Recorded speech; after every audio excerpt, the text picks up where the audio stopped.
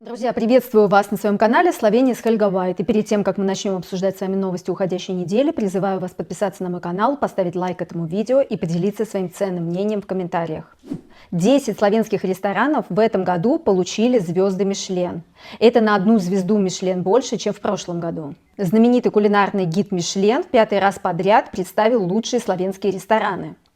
В гид Мишлен по Словении в этом году вошли аж 63 ресторана, что на 4 ресторана больше, чем в прошлом году. Знаменитый славянский ресторан «Хиша Франко» под руководством Анны Рош сохранил за собой высшую награду – 3 мишленовских звезды. А ресторан «Милка» в Краньской горе под руководством Давида Жефрана получил 2 звезды. 8 ресторанов имеют 1 звезду. Среди них новый ресторан «Павус» из города Лашко с шеф-поваром Марко Паучником. Эти награды ставят Словению в один ряд европейских кулинарных сверхдержав. Также 5 новых ресторанов были награждены наградой «Бип Гурманд» за отличное соотношение цены и качества. В этой категории всего лишь 10 ресторанов. Помимо ресторана «Пауса», 1 звезду имеют также рестораны «Сов», гостильня при Лойзету, «Грич», «Денкхаус», «Линхард-хаус» и ресторан «Стрелец». В Словении была введена поправка к закону о начальной школе. Это принесет много новшеств в новом 24-25 учебных годах. Что же изменится осенью в начальной славянской школе? Вводят обязательное изучение иностранного языка с 1 класса. Это должно обеспечить равные возможности для учеников в изучении иностранных языков и развивать многоязычие. Также произойдет переосмысление домашнего обучения. В следующем учебном году необходимо объявить о вашем желании перевести ребенка на домашнее обучение не 31 августа, а уже 16 августа.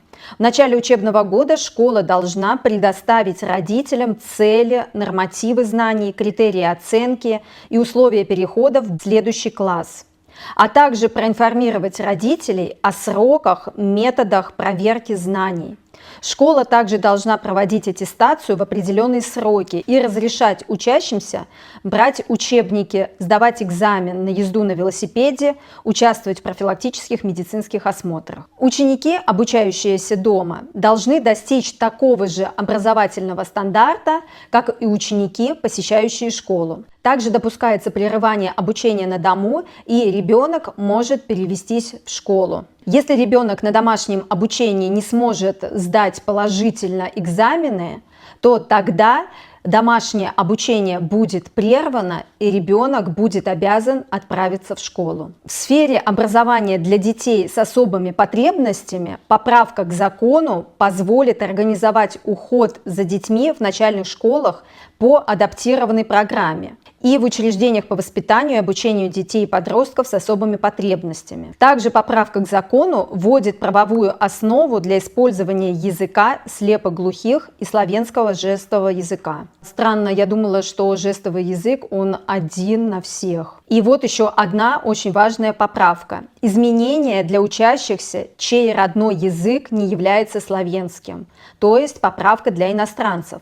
Школы получат больше возможностей для адаптации к потребностям и знаниям отдельных учащихся. Ученики смогут изучать славянский язык и иметь постоянный контакт со славяноязычными сверстниками, что является ключом к успешной языковой и социальной интеграции. Из этой поправки я поняла, что иностранцев не будут разделять и создавать для них отдельные классы. Они по-прежнему будут ходить в школу со славянскими детьми на общих основаниях, но, видимо, им будут уделять больше времени и стараться побыстрее их адаптировать. Благодаря новым поправкам национальная проверка знаний будет проводиться уже с 3 класса. В 3 классе будут проверять успешность развития читательской и математической грамотности учащихся.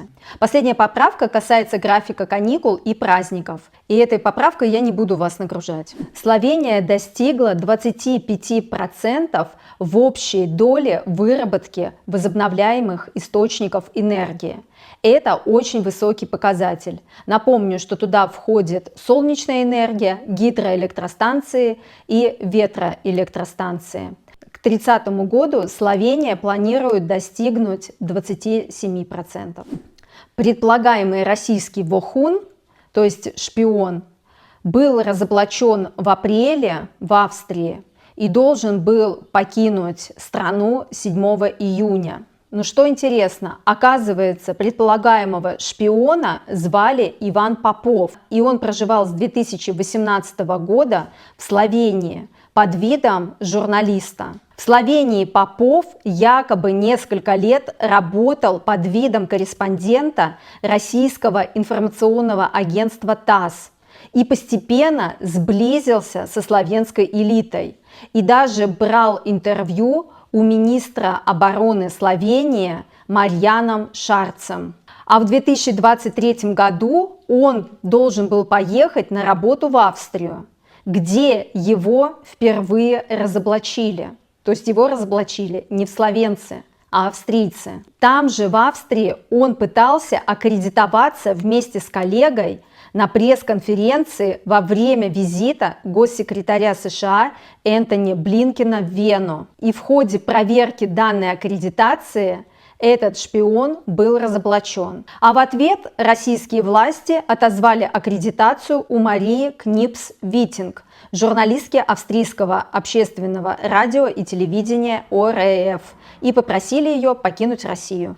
Отличная новость для жителей Любляны и для жителей Словении в целом. Осенью планируют открыть долгожданный бассейн олимпийского значения. Многие наверняка видели эту стройку на пересечении Целовской и Тивольской улиц. Этот бассейн стал проектом всей жизни австрийского архитектора Петера Лоренца.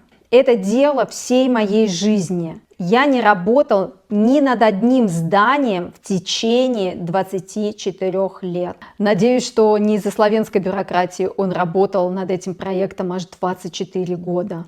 Последние месяцы архитектор много бывал в Любляне, следя за строительством здания. И без ложной скромности архитектор заявляет, что это будет самое грандиозное здание во всей Любляне. И в конце традиционно новости погоды от Алисы. Алиса, какая погода будет в Любляне в понедельник? Завтра в Любляне от плюс 18 до плюс 24. Небольшой дождь. Да, что-то очень дождливое лето выдалось. Спасибо, Алиса. Всегда приятно, когда ценят мою работу. Друзья, на этом мои новости подошли к концу. Не забывайте, пожалуйста, подписываться на канал, ставить лайки и делиться своим мнением в комментариях. Пока-пока, до новых встреч!